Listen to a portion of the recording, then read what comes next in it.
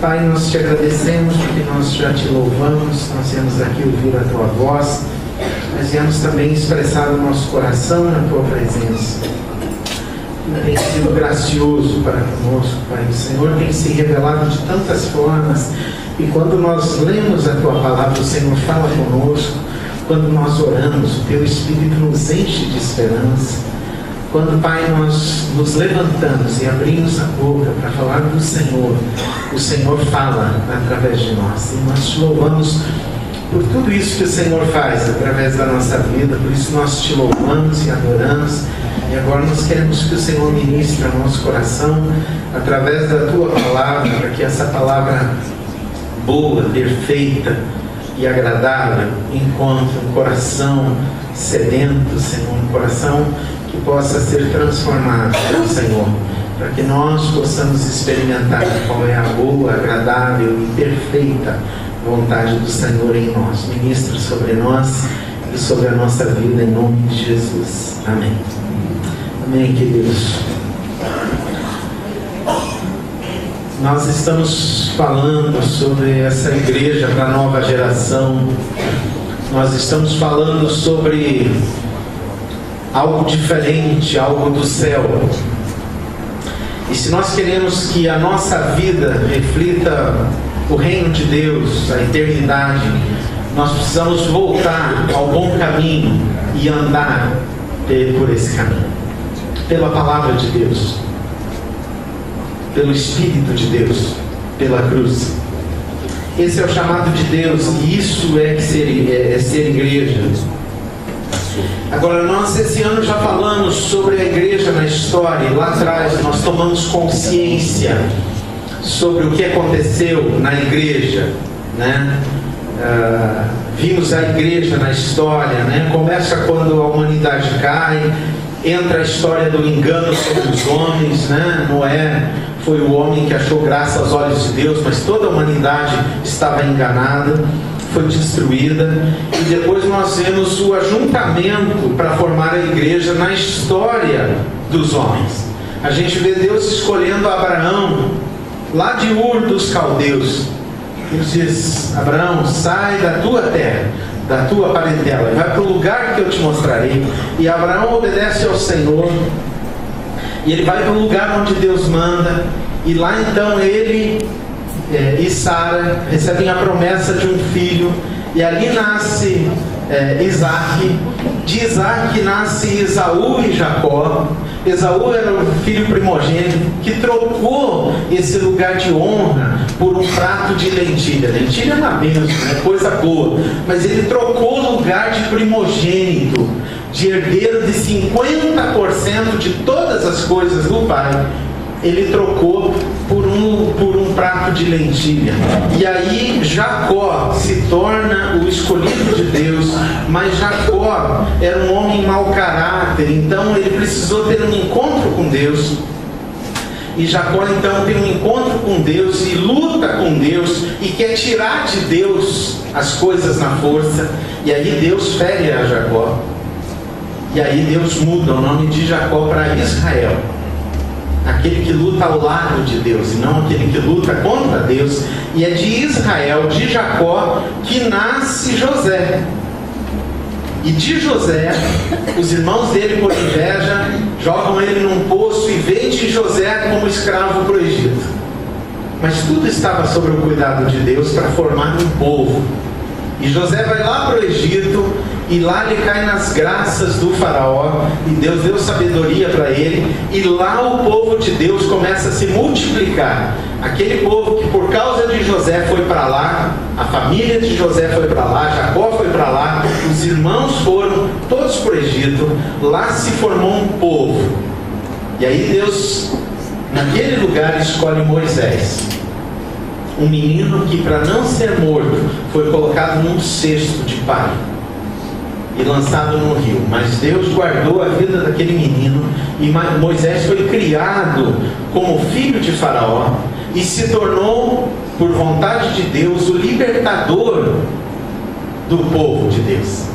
Então esse povo sai do Egito, perambula 40 anos pelo deserto, e chega em Canaã, a terra prometida, que muda de nome e se torna Israel, por causa de Jacó, que mudou de nome para Israel. Agora há uma nação, e é em Israel que Jesus, o Filho de Deus, nasce e morre numa cruz e se torna o Salvador da humanidade.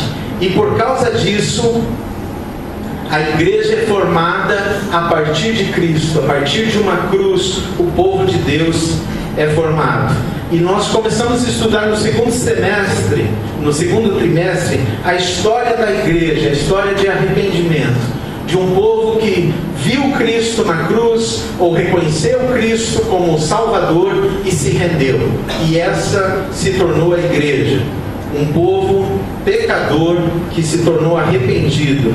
E a igreja então passa a ser a história de pecadores arrependidos, a igreja passa a ser a história de homens alcançados com a verdade, e a igreja passa a ser a história do corpo de Cristo, da autoridade do Espírito de Deus, de uns sobre os outros. Nós somos a família de Deus. E semana passada nós falamos que um dos papéis da igreja é nós termos o nosso lugar, cada um ocupando um lugar na família de Deus. Um é orelha, o outro é pé, o outro é nariz, mas uma coisa nós todos devemos ser: nós devemos ser boca de Deus. Eu espero que essa semana você foi boca de Deus como Jessé foi. Amém? Amém. Boca de Deus. Todos nós devemos ser boca de Deus. Mas para a gente ser boca de Deus, a gente precisa da palavra de Deus, do fôlego de Deus. E nós aprendemos semana passada com a palavra que toda a Escritura é inspirada. É o fôlego de Deus. Deus se sopra em nós quando nós lemos a Escritura. Não são só palavras. O próprio fôlego de Deus, o Espírito de Deus sopra e entra em nós. É algo sobrenatural. Por isso, quando a gente vai ler a Bíblia, nós precisamos orar: Senhor, ministra em mim o teu fôlego sobre a minha vida. Ministra sobre mim o sobrenatural da presença do teu Espírito, para que eu não leia a Bíblia apenas vendo as palavras, mas eu leia a tua palavra recebendo fôlego de vida, fôlego do Senhor. Isso nós vimos semana passada, e hoje nós queremos avançar um pouco mais e falar um pouco sobre compromisso junto a Deus. Compromisso junto a Deus. Queridos, tem dois verbos que eu não sei os outros, não pensei os outros, mas tem dois verbos que eles fazem parte da nossa vida, quer nós queiramos ou não. O primeiro é ir. A gente sempre está indo, até quando está parado, né? A gente está indo quando a gente está dormindo. Por quê? A nossa vida é tempo, e o tempo está passando. Independente se você está caminhando, se você está parado num lugar, se você está deitado, está de pé. Então o verbo ir, ele independe da minha vontade. O outro é o verbo fazer. É o verbo fazer, ele independe. Às vezes a gente diz: agora eu vou fazer alguma coisa, agora não vou fazer nada. Mas a gente diz fazer por nada. Nada também é fazer. Nada também é fazer. O que você está fazendo? Nada. Está fazendo alguma coisa, nada, né? Então, esses dois verbos, eles são presentes continuamente, estão ativos, quer eu queira, quer não. Agora, uma coisa eu posso pensar: eu estou indo e fazendo para quem? Para quem que eu estou indo? Já que não depende de mim. E para quem eu estou fazendo? Também, já que não depende o fazer totalmente de mim. Aí surgiu outra pergunta: nós podemos fazer algo para Deus? Você já se perguntou isso? Será que nós podemos fazer algo para Deus? Para você entender a pergunta, eu vou fazer outra pergunta: será que Deus precisa de alguma coisa? Você pode me responder? Deus precisa de alguma coisa, irmãos? Não. Então eu não posso fazer algo para Deus, porque Deus não precisa de nada. Se eu fizer algo para Deus, isso se torna inútil. Eu não posso fazer nada para Deus. No entanto, eu quero que você abra em 1 Coríntios, no capítulo 10. Eu quero nessa noite, junto com os irmãos, mostrar o que significa fazer, não para Deus, mas fazer junto a Deus. 1 Coríntios, capítulo 10, versículo 31. O apóstolo Paulo está escrevendo à igreja de Coríntios. A igreja estava muito cheia de gente com pecados não arrependidos, e ele precisava falar sobre purificação da igreja. E ele começa a falar de tantos assuntos, mas chega uma hora que ele começa a falar sobre o alimento. O alimento. 1 Coríntios capítulo 10, versículo 31. Quem achou diz amém? Amém. O apóstolo Paulo, falando sobre alimento, comer e beber, ele diz assim: portanto, quer dizer, por causa de tudo isso que eu disse, da comida, da bebida, como é que vocês devem viver na igreja, portanto, quer comais, quer bebais, ou façais outra coisa qualquer, façais tudo para a glória de Deus. Façais tudo para a glória de Deus. E eu quero que você preste atenção nesse versículo. Ele não termina esse versículo, e eu fui pesquisar no original, ele não termina dizendo: fazei tudo para Deus. Ele não diz: façam para Deus, porque o apóstolo Paulo sabe que não dá para fazer para Deus, porque Deus não precisa dessas coisas. Ele não precisa de nada. Ele diz: façam tudo para a glória de Deus.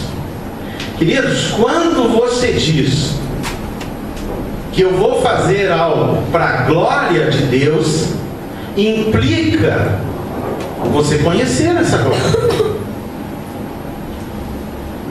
Quando Paulo diz: se você vai comer, coma para a glória de Deus, se você vai beber, beba para a glória de Deus, ele está dizendo: coma e beba para revelar a glória de Deus que vocês conhecem. Revelar a glória de Deus aos homens implica entrar na presença gloriosa de Deus. Eu não posso dizer para vocês o seguinte: eu vou mostrar a glória da minha casa que eu não comprei. Eu não tenho a casa, eu não paguei a casa, eu não sei nem aonde está. Não, eu só posso mostrar a beleza, o brilho de algo que eu tenho, que eu experimentei, que eu estive lá. E Paulo está dizendo: até no comer e no beber, vocês têm que mostrar a glória de Deus, revelar a glória de Deus. Mas como que a gente vai revelar a glória de Deus se a gente não conhece a glória de Deus? Por isso que não é para fazer algo para Deus. Quando nós não conhecemos a glória de Deus, a gente quer fazer para Deus. Mas quando a gente conhece a glória de Deus, a gente faz para revelar a glória de Deus. Porque eu e você, como crentes em Jesus, devemos conhecer a glória de Deus através da oração, da palavra, da leitura, da comunhão. E quando a gente vai fazer algo, a gente faz para a glória de Deus, porque as pessoas que não conhecem a Deus, elas vão olhar para mim e para você, e elas vão dizer assim: por que você não se serviu primeiro? Eu sei que você está com fome. E você diz: não, porque eu percebi que fulano de tal estava com mais fome que eu. Porque eu percebi que tem crianças aqui. Porque eu percebi que tem pessoas mais velhas aqui. E eu quero dar prioridade para aquelas pessoas, porque eu sinto que isso agrada a Deus. Então a glória de Deus passa a ser vista. Por que você faz assim? Todo mundo passa na frente, todo mundo engana, todo mundo não respeita os outros, por que você faz assim? Você diz, porque eu conheço a glória de Deus, e isso é maior do que qualquer coisa. Seja na hora de beber, né? A mesma coisa. Então a glória de Deus é revelada quando eu, no meu comportamento, revelo essa glória que eu conheço. Mas se eu não conheço a glória de Deus, como é que eu vou revelar a glória de Deus? Eu lembro do Pai Nosso, né? Jesus ensinando, diz numa parte do Pai Nosso: santificado seja o teu nome. Espera aí, de quem que a oração está falando? De Deus. É Jesus, o Filho de Deus, que está dizendo: santificado seja o teu nome. Espera aí, Deus não é santo? Deus não é totalmente santo, amados? Sim? Então ele precisa de santificação? Não. Então, espera aí, o que significa santificar o nome de Deus? Significa o seguinte: eu que conheço a glória de Deus aqui no altar de Deus e saio, e eu que conheço a santidade de Deus e saio, quando eu me comporto com o jeito de Deus em mim, com comportamento vindo do céu, eu começo a mostrar que o meu Deus é santo. As pessoas olham para mim e dizem: por que você se comporta assim? Por causa de Deus. Por que você faz desse jeito? Por causa que Deus é santo. Por que você está sempre feliz? Porque Deus é Deus de alegria. Por que você paga as tuas contas? Porque Deus é a favor da gente honrar os nossos compromissos. Por que você cuida de tal pessoa? Porque Deus diz que nós devemos honrar os nossos pais. É por isso que eu cuido. Quando eles ficaram velhos, eu fiquei cuidando. E eu santifico a Deus no coração daquela pessoa. Eu sei que Deus é santo e não tem o que mais ficar santo, mas aquela pessoa não sabe. E quando ela me vê, ela diz: realmente Deus é santo. Deus é santo. Deus é santo. Aquele é um santo. Por que ele é santo? Porque ele tem o jeito de Deus. Ele tem o jeito de Deus. Aquele é um homem santo. Esse homem que passa por aqui é santo homem de Deus. Essa mulher que passa por aqui é santa mulher de Deus. Ir e fazer para quem? Fazer para a glória de Deus. Não dá para fazer para Deus algo, mas dá para fazer para a glória de Deus. Mas para fazer para a glória de Deus, eu tenho que fazer em compromisso com esse Deus. Eu preciso estar entrando na presença de Deus. Eu preciso estar vivendo na presença de Deus, aprendendo sobre esse Deus, orando com esse Deus, clamando para esse Deus agir na minha vida, para Ele se manifestar, buscando no Senhor a presença do Seu Espírito em mim. Eu preciso. Então eu posso fazer em compromisso com esse Deus. Por causa dessa minha relação com Ele, eu posso me tornar uma pessoa do céu. Eu posso me tornar alguém na terra que espera a eternidade. É isso que o Senhor quer. É isso que o Senhor quer. Esses dias a Gisele comentou algo interessante de um pregador, pastor Paulo Júnior, né, Gisele? Falando que na relação conjugal, o teu parceiro tem que ser alguém que sempre faz você se lembrar de Deus. Se o teu parceiro faz você lembrar de Deus, a tua esposa, o teu marido, o teu irmão, você chega lá, o cara está orando. Pai, eu não estou orando. Meu Deus, né? A glória de Deus está ali sendo revelada.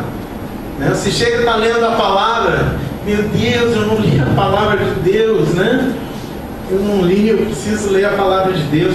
As pessoas que estão à nossa volta, quando é alguém que glorifica a Deus, elas nos fazem lembrar de Deus sempre. E aonde nós vamos, quando nós temos um compromisso junto a Deus, onde nós não fazemos para Deus, mas queremos mostrar a glória do Deus que nós andamos com Ele. Então a gente começa a revelar a glória de Deus e fazer as pessoas lembrarem do Senhor. Quando alguém olha para você, lembra do quê? Pedindo emprestar um dinheiro, hein? É o que você está mostrando, que tem dinheiro. Quando vê você, lembra do quê? Ai, pastor, faz uma oração para mim. Tá bom. Ai, fulana, ora por mim. Opa, tá lembrando que você é uma pessoa de oração. O que as pessoas veem quando olham para você? Elas podiam me emprestar aquelas roupas lindas que você tem? Tá ficando difícil, né? Você tem 2 carros, empresta um para mim?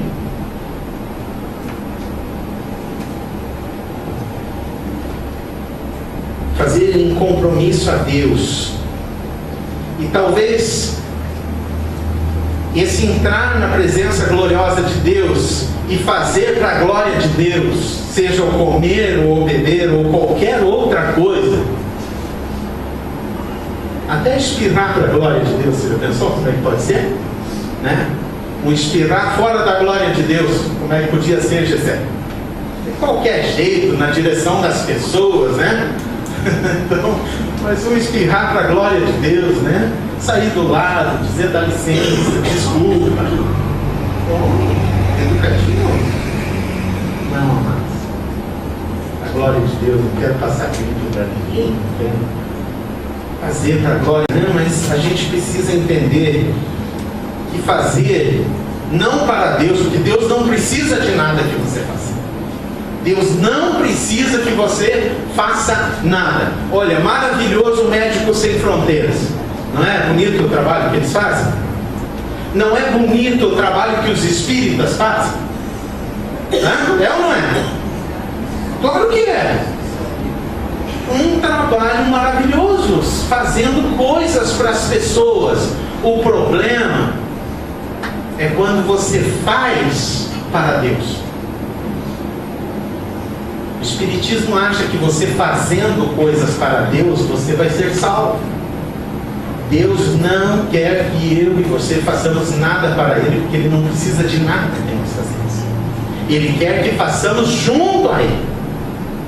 E fazer junto a Deus é entrar na presença de Deus, conhecer esse Deus, aprender desse Deus, orar junto a esse Deus, respirar desse Deus e manifestar a glória de Deus que eu e você estamos conhecendo. Boa parte da igreja, no decorrer dos anos, tem medo de testemunhar de quem é Deus, porque não anda na presença gloriosa de Deus. Nós não sabemos quem é Deus, amados. Nós sabemos muito pouco. Quanto da glória de Deus você conhece? Para que você possa fazer tudo para a glória de Deus. Nós temos dificuldade de adorar a Deus, sabe por quê, queridos? Porque nós não conhecemos a glória. Se a gente conhecesse a glória de Deus, a gente adorava dia e noite. Os anjos do céu adoram a Deus dia e noite. E não é que eles precisam fazer força, ir e fazer 2 verbos que não precisa nem a tua vontade. Eles só veem a Deus e eles adoram eternamente, dia e noite. E não é que eles dizem, bom, vamos reunir os anjos, vamos aquecer a voz dos anjos, agora vamos cantar, agora é o seguinte, vamos dar uma pausa. Segundo coral de anjos, com 1 milhão de anjos, vai cantar para Deus, por causa da glória de Deus. Tira, cantaram 3, 4 horas eternas, vamos tirar esse, vamos pôr esses outros aqui, que vão cantar mais 3, 4 horas eternas. Não tem, amados. Os anjos estão na presença de Deus, vendo a Deus, e eles cantam a glória de Deus. Os anjos cantam a glória de Deus. Quando nós chegarmos na presença de Deus, nós não vamos olhar um para o outro e dizer, Dário, vamos cantar ou não? Cantando agora ou vamos esperar? Já aqueceu a voz? Capaz, o joelho se dobra, você cai no chão e começa a cantar com voz afinada, porque Deus vai te dar. E você você vai cantar a glória de Deus. E agora Paulo diz: no comer ou no beber, façam tudo para a glória de Deus. Mas por quê? Por que nos falta essa alegria, essa empolgação, esse ânimo? O que nos falta? Falta a glória de Deus, amados. Falta entrar na presença de Deus. Mas nós ficamos do lado de cá fazendo o quê? Fazendo para Deus. Fazendo para Deus. Vou fazer esse negocinho, o Senhor vai se agradar. Senhor, esse mês vou dar uma oferta dobrada para a tua igreja. Assim, estou pronto aqui, ó, tá vendo? Eles não precisam saber, mas eu sei, o Senhor sabe, dentro do envelope, mandou, fiz para o Senhor. Deus não precisa. Ele não precisa que você faça isso. Ele quer que você conheça a sua glória, para que quando você sai da presença gloriosa de Deus, você glorifique a Deus pela glória que existe nele, e você possa ser um instrumento aonde você for. Fazer em compromisso a Deus e não fazer para Deus. Tem muita gente fazendo para Deus, e se você faz para Deus, pare de fazer. Pare de fazer. Nós temos que fazer junto a Deus para revelar a glória de Deus. A glória de Deus. Sabe por que Deus não é interessante? Porque quando eu e você não conhecemos a glória de Deus, qualquer futebolzinho na televisão é melhor do que Deus.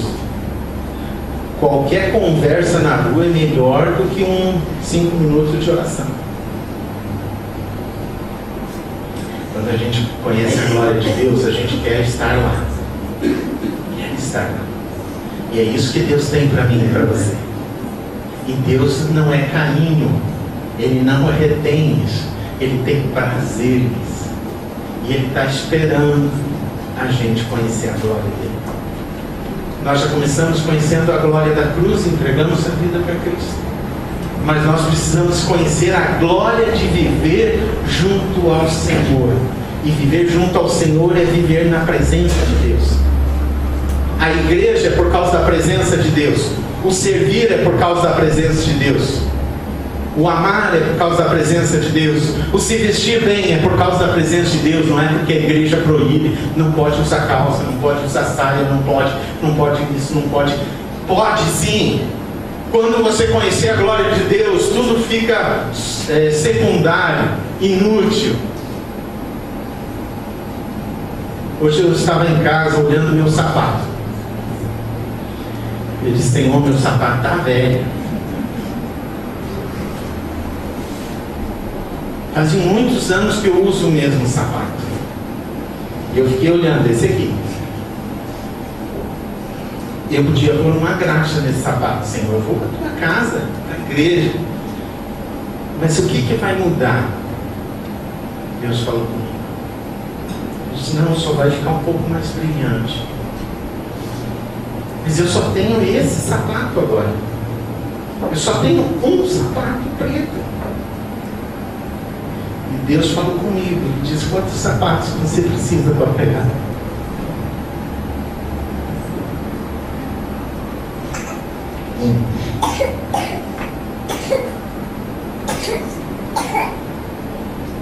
Então, o que me glorifica não é o sapato que você tem, é o quanto você me conhece. Você não precisa de 2 pares, nem 10.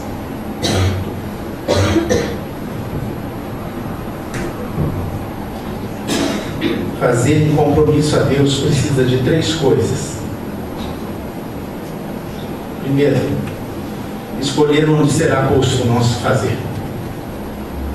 1 Coríntios 15, 58. Nós já estamos no texto. Eu aproveitei o texto porque no capítulo 15 o apóstolo Paulo vai falar sobre a ressurreição, e ele vai dizer: irmãos, Jesus ressuscitou e nós vamos ressuscitar com ele, e nós vamos receber um novo corpo, um corpo eterno, um corpo que vai viver eternamente na glória do Senhor.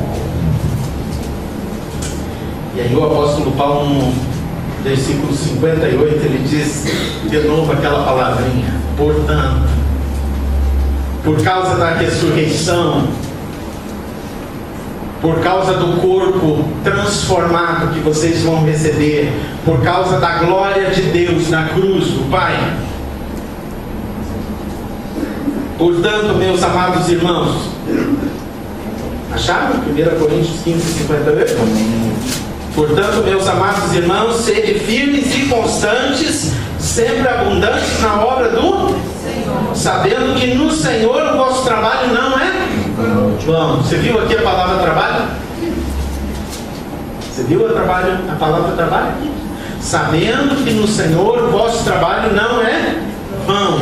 Quando vocês entrarem na presença do Senhor, conhecendo a ressurreição, o poder da cruz, sabendo que vão ser ressurretos, ganhando o corpo transformado, então nessa empolgação sejam firmes e constantes, sempre abundantes na obra, no trabalho do Senhor.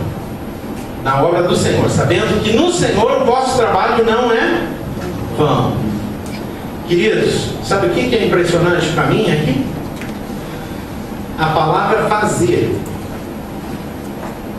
é a mesma que trabalho. É a mesma. A raiz é abad. Fazer. Fazer no hebraico é abad. E abad é trabalho. Então, quando Paulo diz esse texto, o vosso trabalho, pode tirar a palavra trabalho e pôr fazer.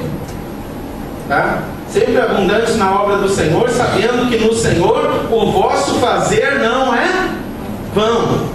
Então, quando eu entro na presença de Deus e a glória de Deus é conhecida por mim, tudo que eu faço não é inútil. Tudo que eu vou fazer vai refletir essa intimidade, essa glória de Deus e essa alegria em Deus. E é por isso que o apóstolo Paulo diz: ó, o trabalho de vocês não é vão no Senhor. Fazer é a mesma coisa que trabalhar. Mas esse fazer, esse trabalho bíblico é com objetivo. E a palavra trabalho significa esforço. Quando você lembrar de trabalho na palavra de Deus, abad significa por força, por energia, por todo o teu vigor, acelerar no máximo, fazer com energia. Por isso que o apóstolo Paulo diz abundantes e constantes. Ele está lembrando que quando você tem a glória de Deus em você conhece a glória de Deus, você vai ser como um tanque de guerra. Você vai devagar, mas vai levando tudo. Constantemente e abundantemente. Lembra semana passada eu falei que o apóstolo Paulo, o texto disse que ele pregou o Evangelho desde Jerusalém e arredores até o Ilírico. E ele disse: eu enchi tudo com o Evangelho. Abundância. Eu fiz com abundância e fiz com constância, porque eu conheço a glória de Deus. Eu não estou fazendo algo para Deus, eu estou fazendo para a glória de Deus que eu conheço, para a glória que me é revelada.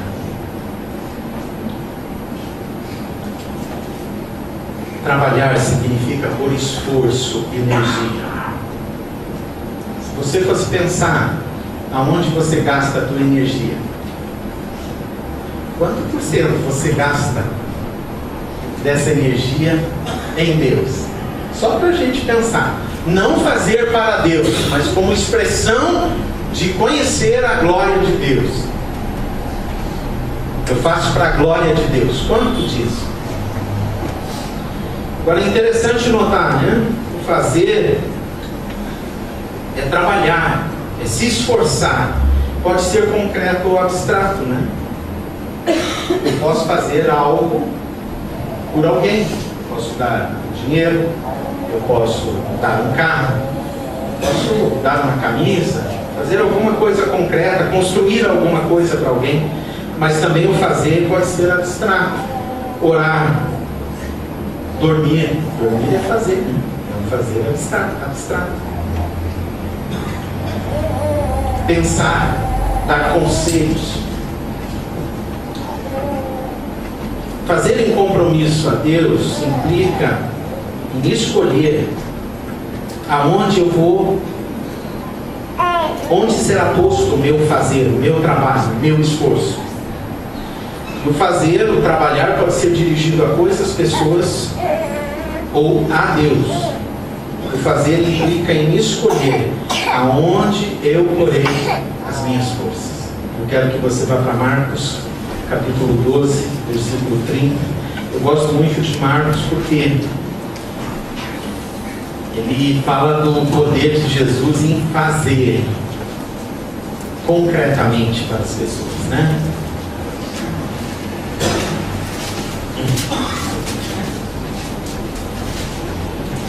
Marcos 12, 30. Jesus está falando sobre o maior mandamento, né?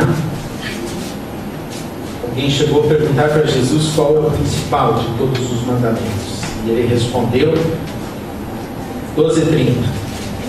Amarás o Senhor teu Deus de todo o teu coração, de toda a tua alma, de todo o teu entendimento e de todas as tuas forças. Quanto da força? Toda a tua força. Ah, mas não dá, pastor. Não vai funcionar. Não dá. Eu sou advogado. Eu posso, como é que eu vou? Não sou um missionário que pode pôr toda a força em Deus. Não sou um pastor que pode pôr toda a força em Deus. Não é disso que a palavra está falando.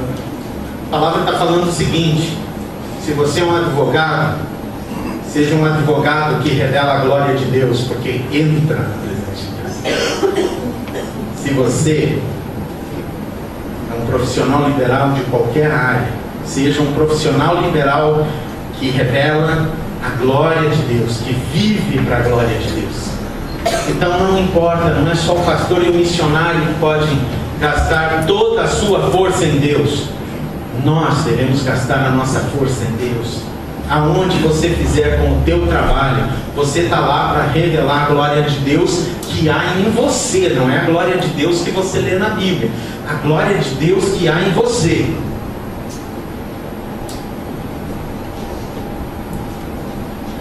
Onde porei as minhas forças? O Senhor Jesus diz: amarás o Senhor de teu Deus de todas as tuas forças. Todas as tuas forças, com todas as tuas energias. Faça tudo para a glória de Deus. Gaste a tua força para a glória de Deus. Mas a gente gasta as forças em tantas coisas, né? O chamado de Deus é para você gastar as tuas energias com o objetivo no Senhor. Às vezes a gente gasta tempo e força com tanta urgência, né? Apagando incêndios, no desespero, e tentando usar Deus para suprir os nossos desesperos. Mas não é esse o chamado de Deus. Deus até faz isso para a gente, porque Ele conhece a nossa miudez, mas não é esse o chamado de Deus. Fazer um compromisso a Deus implica escolher onde será posto o nosso fazer, o nosso esforço, o nosso trabalho. Segundo, implica em compreender o jeito de fazer. Queridos, não adianta pôr a força em alguma coisa, mas pôr a força em algo com o beiço caído, né? Não dá. Josué 24:15. Você pode voltar lá no Antigo Testamento? O jeito de fazer, o jeito de pôr a força, já que fazer é trabalhar, é pôr força, é pôr a energia. Qual é o jeito de pôr essa energia? Josué 24:15, lá no Antigo Testamento, depois de Deuteronômio.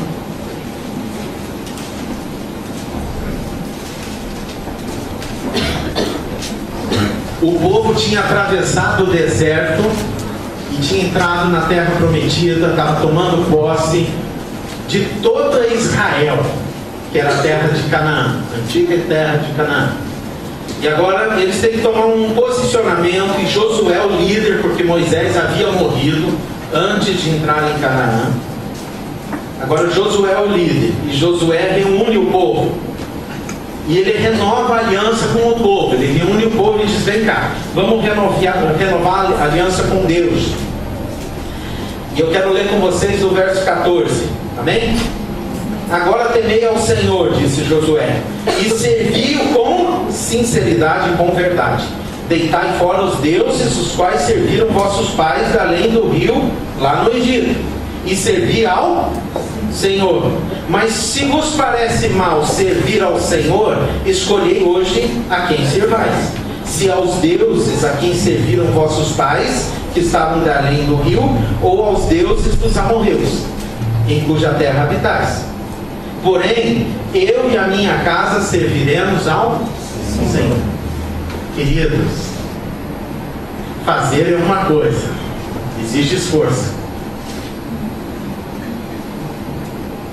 Mas servir exige amor. Anote isso. Trabalhar exige esforço. Mas servir exige amor. Servir exige entrar na presença de Deus. Servir exige conhecer a glória de Deus. Servir exige experimentar o poder da cruz e o sangue de Jesus para a salvação. Servir exige a presença do Espírito Santo em nós. Por isso que Josué disse: eu e minha casa serviremos. Por que ele não disse: vamos trabalhar para o Senhor?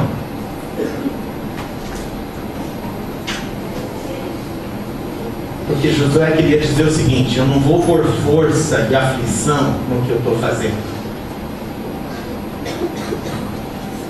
É com alegria que eu faço isso, porque eu conheço a glória de Deus. Eu e minha casa serviremos ao Senhor. Eu quero fazer você lembrar uma coisa. Obra.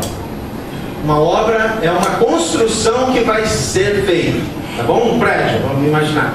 Trabalho é quanto de esforço precisa cada pessoa fazer para que aquele prédio se levante.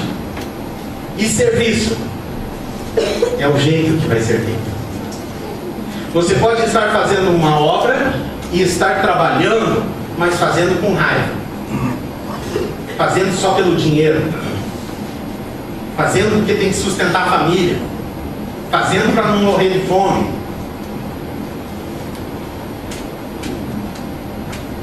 É engraçado quando tem trabalho em casa, né? Serviço é como será feito, com que coração você faz, né?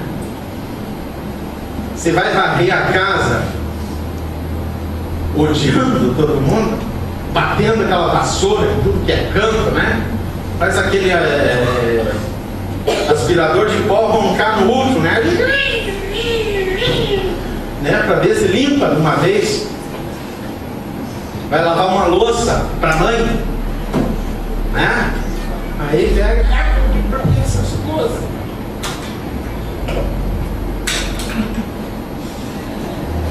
Uma obra para ser feita, está fazendo o trabalho, está dando com esforço, mas com que serviço? Eu quero saber o teu tipo de serviço.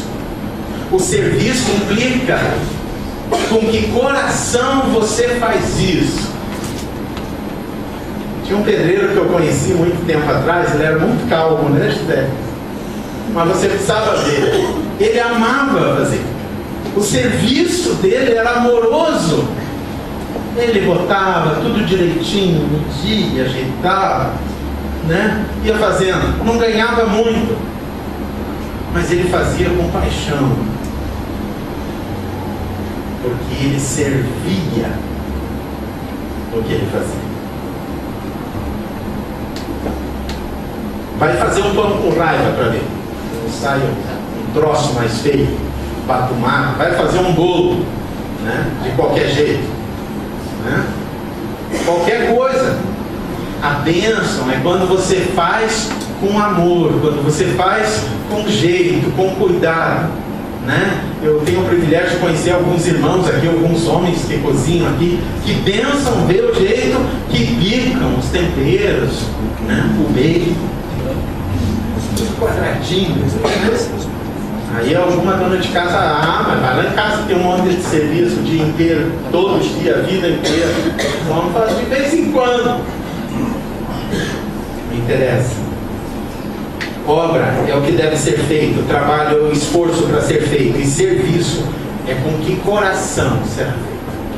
E Josué diz assim: vocês escolham a quem vocês vão servir, aonde vocês vão pôr no coração de vocês? Para os ídolos lá do Egito? Para os ídolos aqui dos amorreus, aqui de Canaã? Bom, vocês vão servir, vão pôr o coração nisso. Eu e a minha casa vamos colocar o nosso coração no Senhor, porque eu entro na presença de Deus, eu conheço a glória de Deus. Como é que eu vou servir o outro Deus? Como é que eu vou fazer diferente? Como que eu vou na minha aflição buscar algo fora de Deus? Não, é o Senhor que eu sirvo. Uma coisa interessante: trabalho é abate, é fazer. Serviço é a vida, a mesma raiz. É fazer com o coração, se tornou a vida. Abate é fazer, gastar a força. A vida é fazer com o coração, fazer com paixão, fazer com amor. 799 vezes usado no Antigo Testamento essa palavra. Só em Isaías, do capítulo 39 até o 53, você vai ver dezenas de vezes falando do servo. Agora você sabe por que Jesus fazia milagres, por que Jesus curava, por que ele libertava, repreendia demônios. Ele não fazia porque ele precisava de palmas, e ele não fazia para Deus, ele fazia porque ele conhecia a glória do Pai, e ele revelava a glória do Pai aonde ele ia.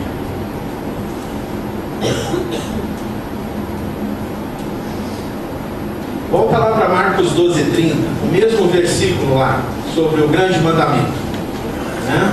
Vamos lá.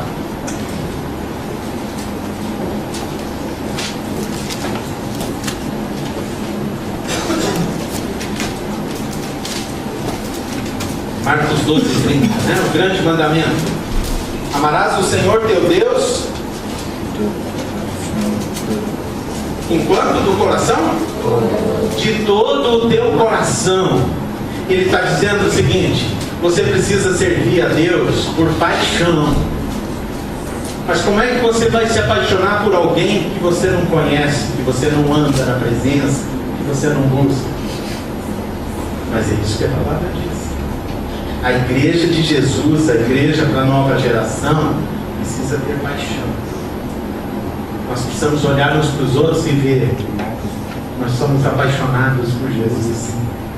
Por Jesus nós fazemos qualquer coisa. E o povo diz: ué? Por Jesus nós fazemos qualquer coisa. E o povo diz: amém.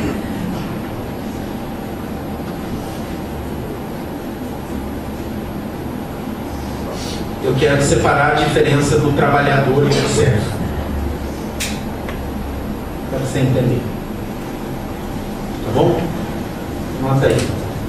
O trabalhador, ele empreende esforço para provar algo a Deus. Estou falando da igreja. Tá bom? O trabalhador na igreja empreende esforço para provar algo a Deus. Ó, Senhor, está vendo o que eu estou fazendo aí para o Senhor? Nós já sabemos que Deus não aceita isso, né? Mas o servo, ele se esforça por ter provado de Deus. Essa é a diferença. O trabalhador se esforça para provar a Deus algo, e o servo se esforça por ter provado de Deus. Amém? Amém. Então você pode saber se você é servo ou trabalhador na igreja. Por quê? Servir é manifestar aquilo que eu tenho experimentado da glória de Deus. É fazer para a glória do Senhor. Por isso nós somos chamados de servo. Eu sou um servo do Senhor. Na medida que a glória de Deus está em você, essa é a medida do servo que você é, né? E esse é o chamado de Deus. Compreender o jeito de fazer. Deus não quer mais que você faça com raiva. Puxa, não tem ninguém, vou ter que ficar na recepção. Não tem ninguém que cozinhe aí para os casais, vamos ter que fazer. Alguém tem que ir lá fazer alguma coisa. E aí como é que está andando? Né? Outra reunião na igreja. De novo. Puxa vida, só tem reunião nessa igreja. Agora só fala em discipulado na igreja. PG, querem que eu faça PG agora, pastor, PG. Agora é PG. Não sei de onde tirou. Você nem eu não quero me envolver, me deixa em paz, me deixa tranquilo.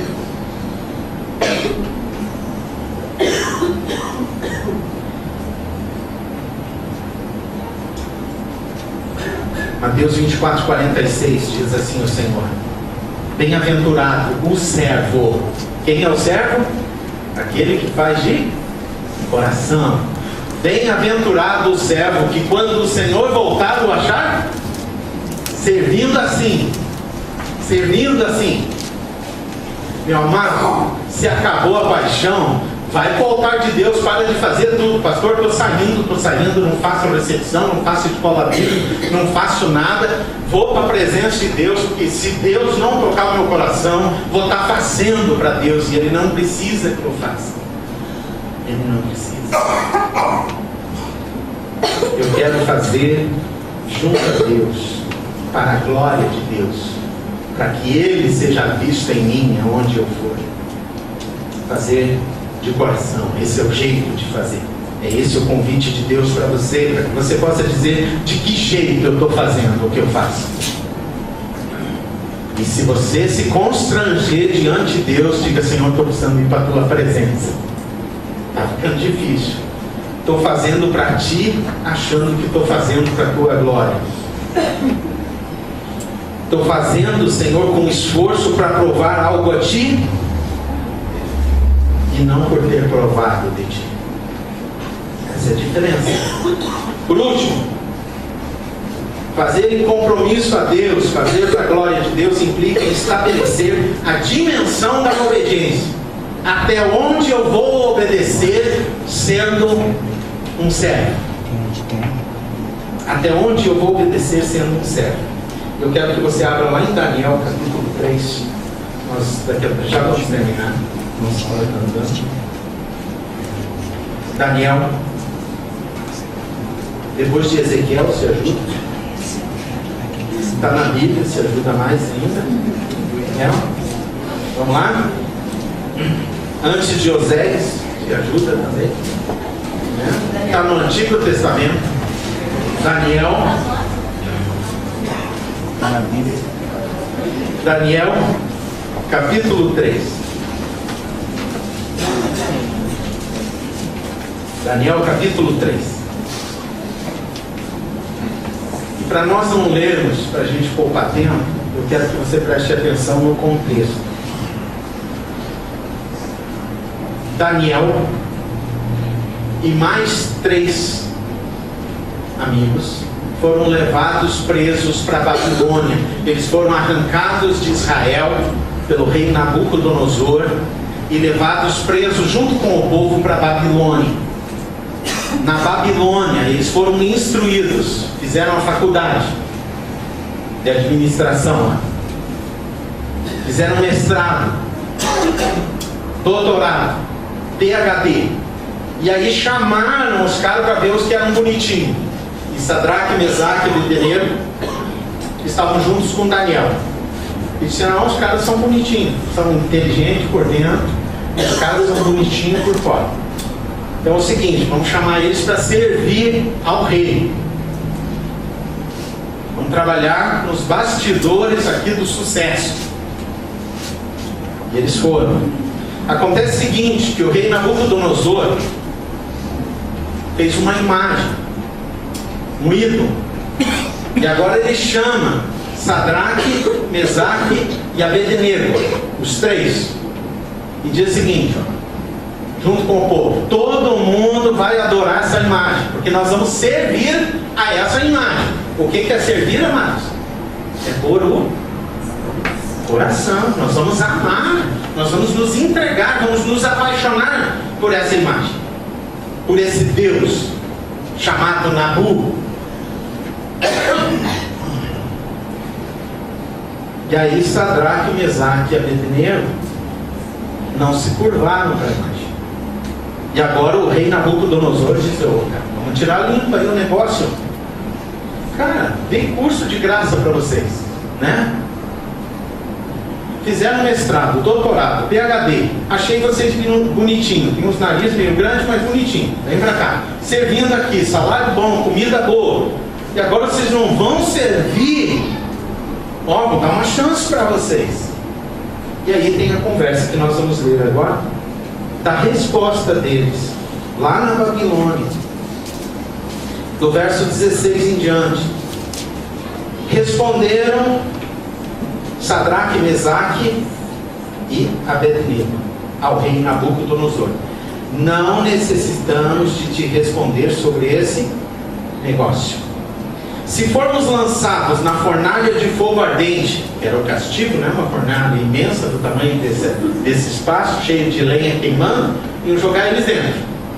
Se formos lançados na fornalha de fogo ardente, o nosso Deus, a quem nós servimos, amamos, quem nós conhecemos a glória, pode livrar-nos dela, da fornalha, e ele nos livrará da tua mão, ó rei. Se não, olha o que ele diz, amados: se não, se Deus não fizer isso, a gente entrar ali e virar um carvãozinho, mesmo assim, rei, fique sabendo, não serviremos a teus deuses, nem adoraremos a estátua de ouro que levantaste. Olha só, amados, se você voltar para o capítulo 1, o verso 6, ali vai mostrar o nome anterior desses homens, porque quando uma pessoa era tirada de um lugar, eles mudavam o nome, porque lá significava uma coisa e aqui é outra. Então olha ali no verso 6: entre eles os presos se achavam dos filhos de Judá, Daniel, Ananias, Misael e Azarias. Azarias é Abednego. Olha ali embaixo, o 7: o chefe dos eunucos lhe pôs outros nomes, a saber, a Daniel, Beltesazar, a Ananias, o de Sadraque, e a Misael, o de Mesaque, e a Azarias, o de Abednego. Mudaram os nomes. E sabe o que os nomes diziam? Os nomes deles significavam tudo em relação a Deus. Abednego significava servido por Deus. O Ananias, o Azarias, servido por Deus, ajudado de Deus. Agora mudaram o nome dele para Abednego. Sabe o que significa? Servo do Deus Nabu, o Deus da sabedoria e da escrita. Agora você é servo de Nabu. Servo, não diz trabalhador de Nabu, porque se fosse trabalhador era por só a força. Servo, você vai pôr o coração. E agora quando eles são jogados na fornalha e são ameaçados, é Abednego, o servo de Nabu, que diz: nós não vamos servir ele, não. Nós não vamos servir. Se o nosso Deus nos livrar, e Ele pode fazer isso, não interessa. Mas mesmo que Ele não livre, nós não vamos servir. Sabe por quê? Porque nós entramos na presença gloriosa de Deus. E nós conhecemos a glória de Deus. E nós trabalhamos e servimos a esse Deus de todo o nosso coração. E nós mostramos a glória desse Deus. E nós decidimos que nós vamos fazer em Deus, do jeito de Deus, com paixão no nosso coração e na dimensão da nossa vida é a nossa obediência. Então, se Ele livrar, glória a Deus. Se Ele não livrar, nós não vamos te servir, porque está decidido que a nossa obediência, a extensão, a dimensão da nossa obediência é até o nosso último fôlego. Nós somos servos de Deus, não servos de homem. Obediência significa capacidade de permanecer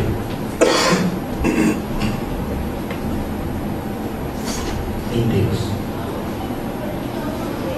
Às vezes, amados, a gente está servindo a Deus e diz: não, esse mês eu faço, dessa vez eu ajudo, no outro ano eu vou ajudar. Não é isso que Deus quer de nós, amados. Deus quer que a gente entre na sua presença, conheça a sua glória e sirva a Ele com toda a nossa força, com todo o nosso amor, revelando a sua glória e por toda a nossa vida. Por toda a nossa vida. Para a gente terminar, qual é a dimensão, querido, da tua obediência a Deus? De estar sobre a vontade. Eu vou estar sobre a vontade de Deus continuamente. Não interessa se vão me matar, se não vão me matar, se vou morrer na fornalha, se não vou morrer na fornalha. Eu fiz um compromisso.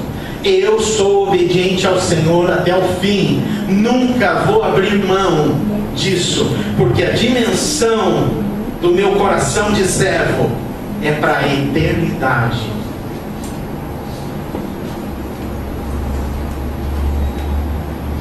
Volte lá para Marcos 12:30. Vamos lá, para a gente encerrar. Marcos 12:30. Qual é o maior mandamento?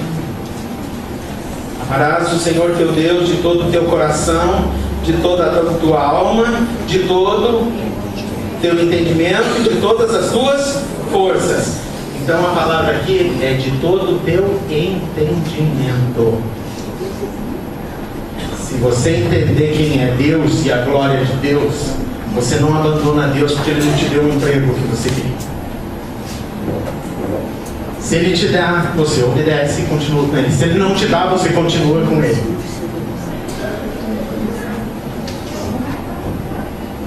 Entendimento, amados. Abed-nego, apesar de ser chamado servo de Nabu, ele sabia que a paixão dele era pelo Deus da glória, e ele não abria mão disso. E esse é o chamado de Deus, queridos, para mim e para você. O fazer de um servo é um fazer apaixonado em obediência. E isso só é possível por causa da presença gloriosa de Deus. Deus não chama você para fazer para Ele, Ele não precisa. Ele chama você a fazer para a sua glória. Quando você estiver em algum lugar, Ele vai ser glorificado. E sabe o que aconteceu? Sadraque, Mesaque e Abednego foram jogados naquela fornalha, saíram de lá, o rei olhou e disse: minha nossa, existe um Deus maior do que Nabu, e fez um decreto: gente, lugar nenhum mais, aqui não quero saber de ninguém adorando mais Nabu, nós vamos adorar o Deus vivo, Deus de Sadraque, Mesaque e Abednego. A glória de Deus foi revelada, e claro que Deus guardou eles, mas a decisão dele era: se Deus fizer ou não fizer, tanto faz. Se eu tenho um sapato, mil sapatos, tanto faz. Quero chamar o grupo de louvor aqui na frente. Eu quero dizer para você o seguinte: eu quero orar aí onde você está. Uma igreja para a nova geração é uma igreja arrependida. É uma igreja que está indo e fazendo para a glória de Deus, não para Deus. É uma igreja que está fazendo em compromisso a Deus. É uma igreja que escolhe onde será o seu fazer, aonde você vai pôr o teu esforço. Todo o teu esforço eu vou pôr no Senhor. De que jeito você vai fazer? Eu quero servir, eu quero amar o Senhor. Por quanto tempo você vai fazer isso? Por toda a minha vida e eternamente. Isso é fácil de decidir. Sabe o que é difícil? Você entrar na presença da glória de Deus. Você pode decidir hoje essas 3 coisas aqui, mas se você não entrar na presença de Deus, se você não se render para conhecer o Senhor, não vai funcionar. Não vai funcionar. Uma igreja para a nova geração é uma igreja que reflete a glória de Deus por andar com Deus. Eu não estou dizendo que você não anda. Eu só estou dizendo que considere se você não está andando pouco. Considere isso. Para que onde você for, você possa manifestar a glória de Deus. Vamos nos colocar de pé. E nós vamos precisar da graça de Deus. É Deus que pode operar isso em você. Não adianta fazer força. Eu vou trabalhar para isso. Não, amados. É quebrantamento. É coração rendido. Você está entendendo? É coração rendido. Não interessa se você é adolescente, é criança. É coração rendido. É dizer: Senhor, eu preciso da tua presença. E eu preciso da tua graça. Eu preciso da tua graça sobre mim, Senhor. Tem misericórdia de mim, Senhor. Me põe um coração de servo, um coração servidor. Não, Senhor, me põe na tua presença, porque aí o coração será servidor. Me põe na tua presença, porque aí, Senhor, eu vou te obedecer. Me põe na tua presença, porque daí toda a minha força estará em ti. É isso que eu desejo para vocês. É isso que eu desejo para a minha vida, desejo para a minha esposa, para os meus filhos. Para que nós possamos glorificar ao Senhor aonde nós estivermos. Baixe a sua fronte, eu quero orar com você. E depois nós vamos cantar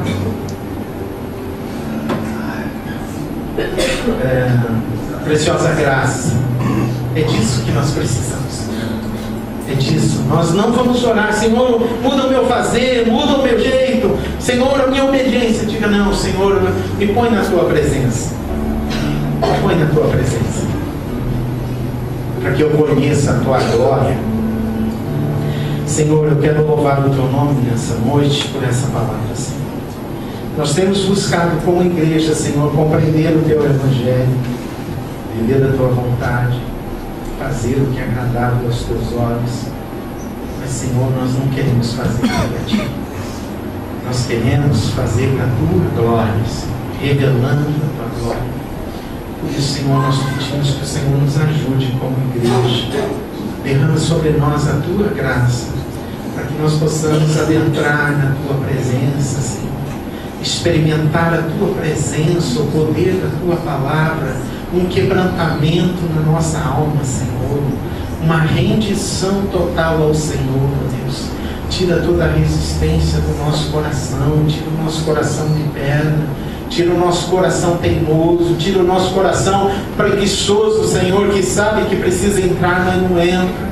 Tira, Senhor, o nosso coração apressado, que entra na tua presença e marca o tempo e mede as palavras para sair rapidamente para a corrida da vida, Senhor. Tira, Senhor, tira tudo isso e nos dá um coração que possa descansar no Senhor, experimentar a tua glória, a tua presença, a tua graça. Pai, nós somos a tua igreja. Nós nos rendemos ao Senhor Jesus e nós entregamos a nossa vida ao Senhor, mas nós precisamos da glória do Senhor sobre nós, para que nós possamos refletir a tua glória, Senhor, aonde nós formos, seja como disse Paulo, no comer ou no beber, ou em qualquer coisa, que o nosso fazer seja uma expressão da glória do Senhor. Faz a tua obra, é isso que nós oramos em nome de Jesus. Amém.